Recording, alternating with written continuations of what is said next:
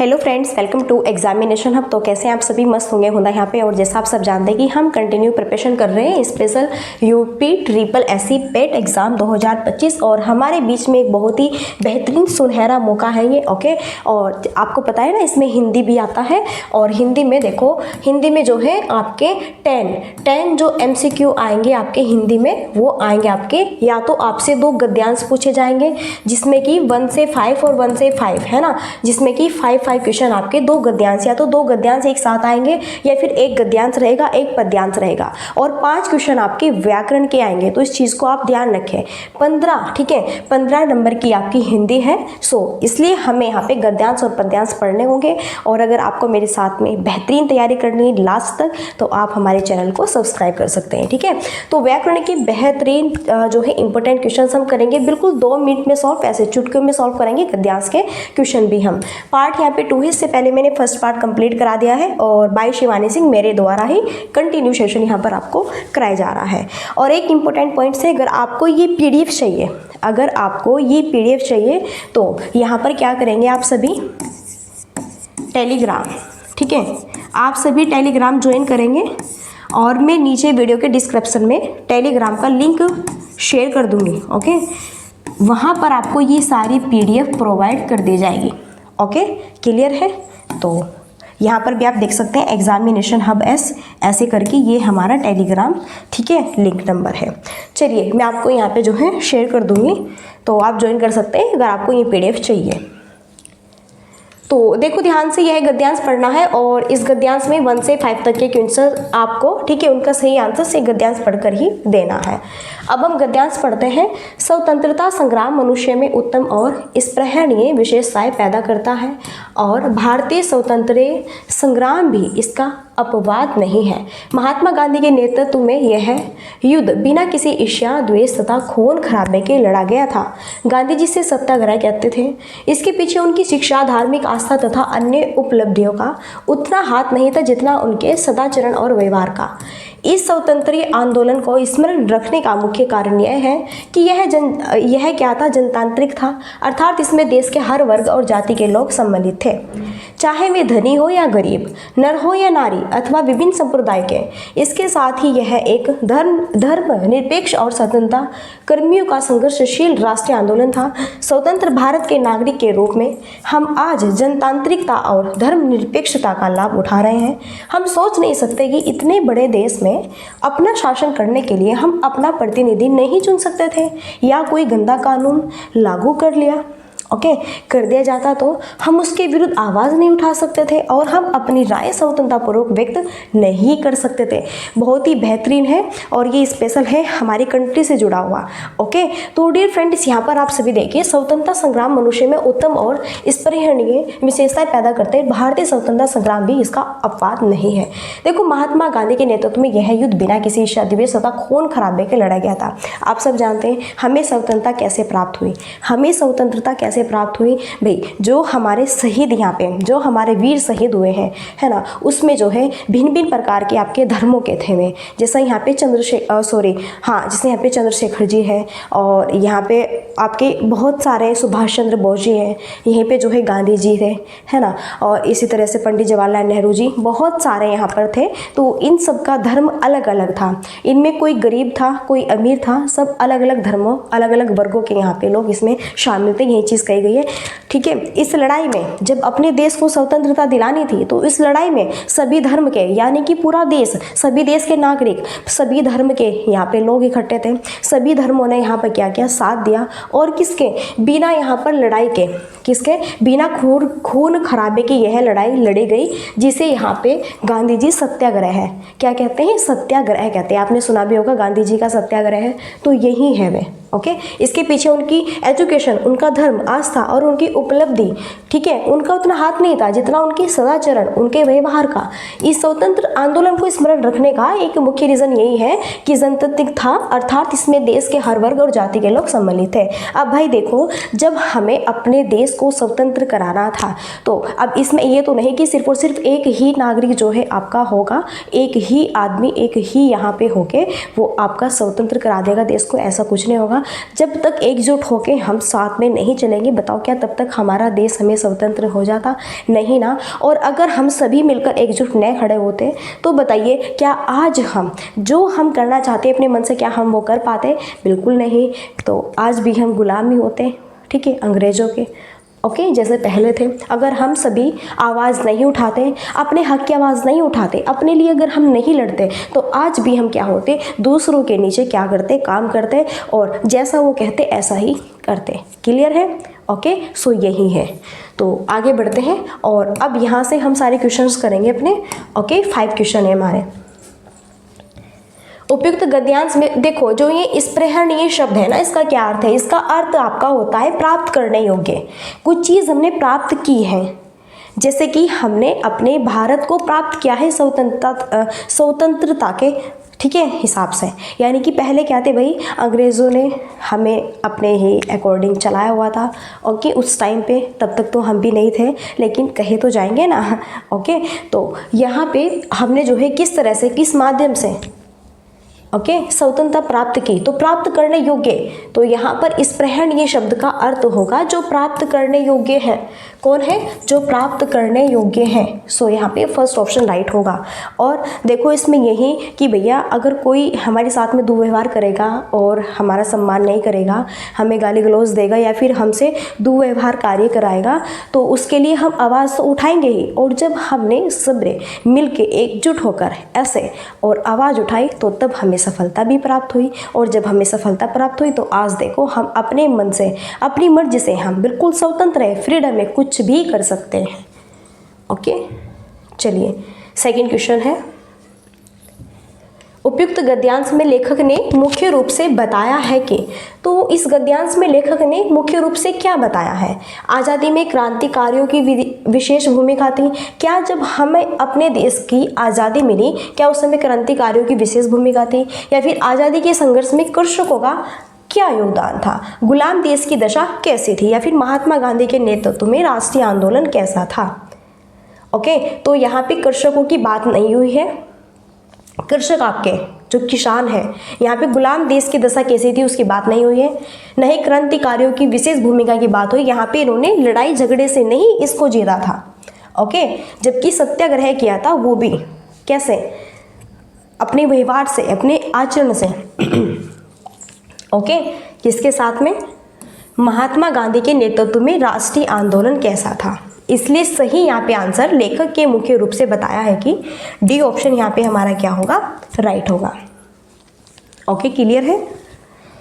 एक मिनट रुको, क्लियर है ना सब? ओके, सो डी ऑप्शन राइट है। देखो इस गद्यांश में लेखक ने मुख्य रूप से क्या बताया है, यहाँ पे बताओ। क्या यहाँ पे क्रांतिकारी की बात हुई है? क्या यहाँ पे कृषक की बात हुई है गद्यांश में? क्या यहाँ पे गुलाम देश की दशा कैसी थी उसकी बात हुई है? नहीं ना। जबकि महात्मा गांधी के नेतृत्व में राष्ट्रीय आंदोलन कैसा था? कैसा था यानी कि यहाँ पे बिना लड़ाई झगड़े के इन्होंने सम्मानपूर्वक अपने व्यवहार से ओके यहाँ पर सत्याग्रह किया था। क्या किया था?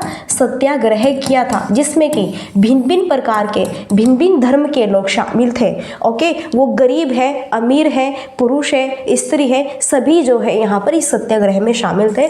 इस वजह से सबसे बेस्ट ऑप्शन होगा यहाँ पे डी। ओके, क्लियर है? आई होप समझ आ गया होगा। नेक्स्ट देखो स्क्रीन पर थर्ड क्वेश्चन है, उपयुक्त गद्यांश के लेखक का उद्देश्य क्या था? धार्मिक आस्थाओं और सद्व्यवहार को बढ़ावा देना, भारतीय स्वतंत्रता संग्राम की विशेषता बताना, अंग्रेजी राज्य के दोष निगाना, या फिर जनतांत्रिकता से हानि बताना। तो इस गद्यांश के लेखक का उद्देश्य क्या था? सबसे मेन, क्या जनतांत्रिकता से हानि बता रहे थे, या फिर अंग्रेजी राज्य के दोष गिना रहे थे, या फिर यहाँ पे धार्मिक आस्था और सद्व्यवहार को बढ़ावा दे रहे थे? सो सही यहाँ पे आंसर क्या होगा? सबसे बेस्ट होगा भारतीय स्वतंत्रता संग्राम की विशेषता बताना। क्या बताना? यहाँ पे इस गद्यांश के लेखक का उद्देश्य यहाँ पे ये था, भारतीय स्वतंत्रता संग्राम की विशेषता बता रहे थे कि कैसे यहाँ पर एकजुट होकर उसमें गरीब, अमीर, स्त्री, पुरुष, नर और नारी, ओके, सभी धर्म के, सभी वर्गों के, अलग अलग सभी आदमियों ने मिलकर एकजुट होकर कैसे, किस तरह से अपने देश को स्वतंत्र संग्राम की ओके और यहाँ पे जो है अग्रसर किया और कैसे वो स्वतंत्र हुए, कैसे उन्होंने किस तरह से एकजुट होके और कैसे किस तरह और गांधी जी के साथ में सत्याग्रह किया और किस माध्यम से जो है उन्हें सफलता प्राप्त हुई, इस चीज़ के बारे में इन्होंने बताया है यहाँ पे इस गद्यांश में। ओके, चलो नेक्स्ट है 4 क्वेश्चन। धर्मनिरपेक्षता से क्या अभिप्राय है? सभी धर्मों का आदर, धर्म में हस्तक्षेप न करना, धर्म की अवज्ञा, किसी भी धर्म को न मानना। तो धर्मनिरपेक्षता से अभिप्राय है सभी धर्मों का आदर। देखो वैसे भी आप सब जानते हैं कि भैया जो हमारा ये भारत देश है, ओके, बड़ा ही प्यारा देश है, लेकिन इस हमारे बड़े ही प्यारे देश में बहुत सारे धर्म हैं। हिंदू है, मुस्लिम है, सिख है, ईसाई है। अब देखो हिंदू के जैसे यहाँ पे पर्व है, फेस्टिवल है कि होली है, दीपावली है, ऐसे ही मुस्लिम के है ईद यहाँ पे, ऐसे ही भाई आपके जो है क्रिसमस डे, क्रिश्चियन वालों के बहुत सारे। तो जैसे कि आपके सभी फेस्टिवल्स, इन सभी फेस्टिवल्स को विद्यालयों में, स्कूल्स में भी मान्यता दी जाती है।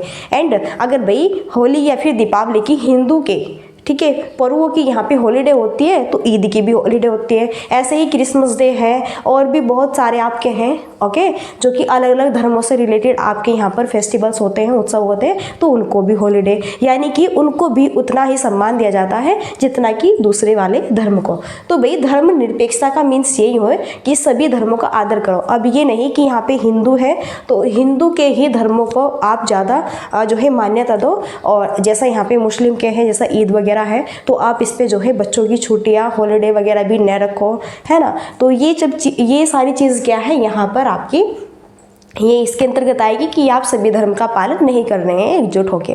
क्लियर है? तो भाई धर्मनिरपेक्षता का मतलब है सभी धर्मों का आदर, सभी धर्मों को हम वही सम्मान दे रहे हैं जो कि एक धर्म को दे रहे हैं। ओके, नेक्स्ट, कैसे माना जाए कि हमारा स्वतंत्रता संग्राम जनतांत्रिक था? यह महात्मा गांधी के सद्व्यवहार और सदाचरण का प्रतीक था। इसमें हिंदू और मुसलमान सम्मिलित हुए थे। यह स्वतंत्रता प्रेमियों का आंदोलन था। इसमें सभी जातियों, वर्गों, धर्मों के लोगों ने भाग लिया था। तो कैसे माना जाए कि हमारा स्वतंत्रता संग्राम में जनतांत्रिक था? देखो जनतांत्रिक का मतलब होता है यहाँ पे, इसमें सभी जाति, सभी वर्ग, सभी धर्मों के लोगों ने भाग लिया था।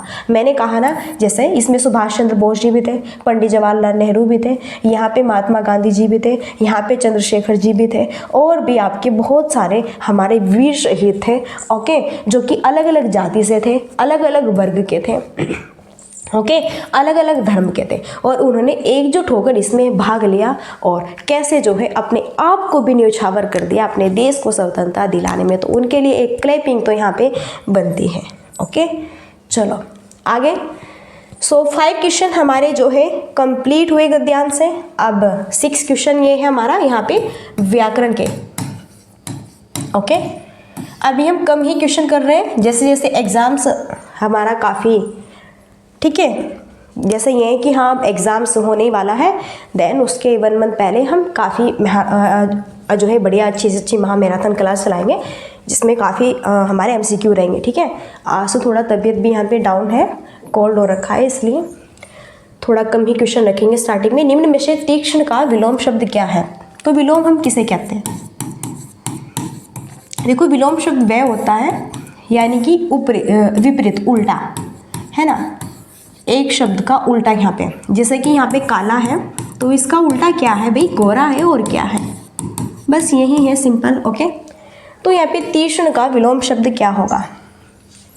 तीक्ष्ण का विलोम शब्द होगा यहाँ पे भैया कुंठित। क्या होगा? कुंठित। अच्छा, तृष्णा का क्या होगा? वितृष्णा होगा। विलोम शब्द क्या होगा? वितृष्णा होगा। इनको भी आप नोट डाउन कर ले। अच्छा, त्यागी का क्या होगा? ग्रही होगा। ओके, तीर्व का क्या होगा भैया? मंद होगा। ये इनके विलोम शब्द हैं। तो तीर्व का विलोम शब्द मंद है, त्यागी का विलोम शब्द ग्रही है, और भैया यहीं पे तृष्णा का वितृष्णा है, और भैया तीक्ष्ण का विलोम शब्द है कुंठित। विलोम शब्द का मतलब होता है उसका अपोजिट करना, उसका उल्टा करना। ओके, क्लियर है? समझ आया? कोई दिक्कत नहीं ना? आगे बढ़े। नेक्स्ट, अब बताना है गजवदन का पर्यायवाची क्या है? गर्जन है, मेघनाद है, गणपति है, विष्णु है। तो गजवदन का पर्यायवाची क्या है? और पर्यायवाची शब्द हमारे वे होते हैं कि यहाँ पे एक शब्द के बहुत सारे अर्थ होते हैं। तो गजवदन का यहाँ पे हो जाएगा गणपति। यानी कि हम गणेश जी की बात कर रहे हैं। किसकी बात कर रहे हैं? गणेश भगवान की बात कर रहे हैं। जैसे हम विष्णु भगवान को यहाँ पे पीताम्बर भी कहते हैं, तो विष्णु भगवान का यहाँ पे जो है पर्यायवाची पीताम्बर हो जाएगा, दिगंबर हो जाएगा। ओके, तो इस तरह से। और भैया गजवदन का पर्यायवाची यहाँ पर क्या होगा? गणपति हो जाएगा। क्लियर है ना? आगे देखो, नेक्स्ट स्क्रीन पर क्वेश्चन है, ये तो वही क्वेश्चन है। 8 क्वेश्चन देखो। कांटों से भरा हुआ वाक्य के लिए नीचे दिए गए विकल्प में से शब्द चुनिए। कटक है, विकीर्ण है, कुचला है या फिर कंटकणिक है। कांटों से भरा हुआ वाक्य के लिए नीचे एक वाक्य दिया गया है, तो कांटों से भरा हुआ वाक्य, इसका एक मीनिंग क्या होगा? इसका होगा कंटकाकीर्ण। क्या होगा भैया? कंटकाकीर्ण। ओके, क्लियर है? सो यहाँ पे डी ऑप्शन राइट होगा। बहुत सिंपल से क्वेश्चन आएंगे। नेक्स्ट, दूध का दूध और पानी का पानी करना मुहावरे का क्या अर्थ है?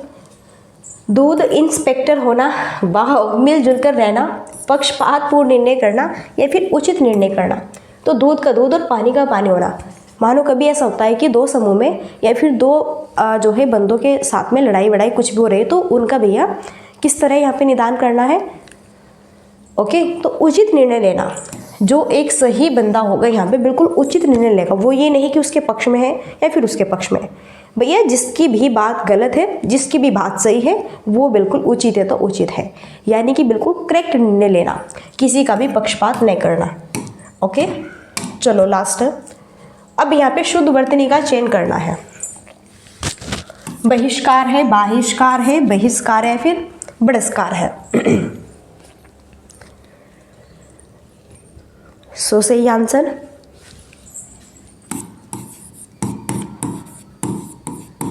ऐसे बनेगा बहिष्कार। ओके, ये क्या है? शुद्ध वाक्य। सो यहाँ पे हमारा सी ऑप्शन राइट है। ओके, सो कंप्लीट हुए। तो डियर फ्रेंड्स, आप बताएं कि आपको ये गद्यांश एंड ये 5 क्वेश्चन आपको यहाँ पे कैसे लगे ग्रामर के। धीरे धीरे जैसे ही यहाँ पे एग्ज़ाम्स हमारा काफ़ी नज़दीक आएगा, तो हम 1 मंथ पहले महामैराथन क्लास चला देंगे। ओके, तो तब तक के लिए आप हमारे साथ में बने रहिएगा। तो चलिए फ्रेंड्स, अब यहीं पे हम अपनी वाणी को देते हैं विराम और मिलते हैं नेक्स्ट सेशन में। और तब तक के लिए so thanks for watching, keep study and bye bye, take care. जय हिंद, जय भारत, नमस्कार।